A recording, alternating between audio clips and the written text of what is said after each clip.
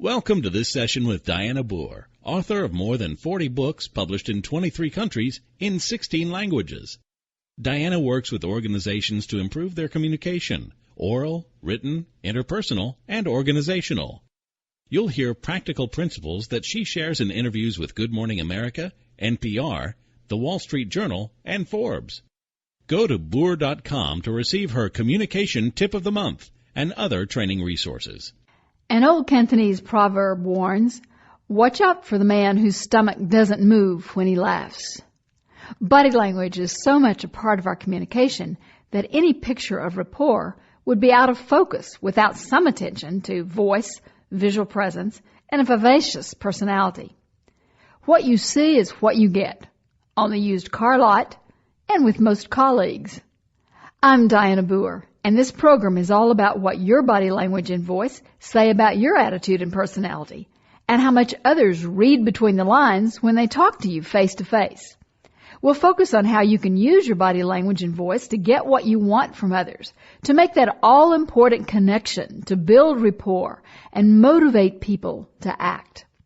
In fact, let me start by mentioning an experience I had in a consulting project early on in my career. My firm was leading a workshop on presentation skills for a corporate client. In those classes, we always have participants stand before the group and give several presentations to practice their new skills and receive critique from their peers. In one particular workshop, we had an excellent presenter from the moment the class began. Energetic, enthusiastic, great movement, gestures, polished content. Gary really engaged the audience. So on the second day of the workshop, I got an idea. Maybe a little mischievous, but it made a good learning point for the group. Here was the plan. In the very last presentation go-around, just before this particular polished speaker stood up to do his final presentation, he left the room to make a phone call. So I asked the group to help me with this little experiment. I asked them to fake boredom during the presentation, to look at their watches, frown, let their eyes wander, sigh, shuffle in their seats, and so forth. The idea was to see if their body language would affect the presenter in any way. So after a moment or two, Gary comes back into the room and gets up to do his presentation. About a minute into the talk, the group starts the little experiment.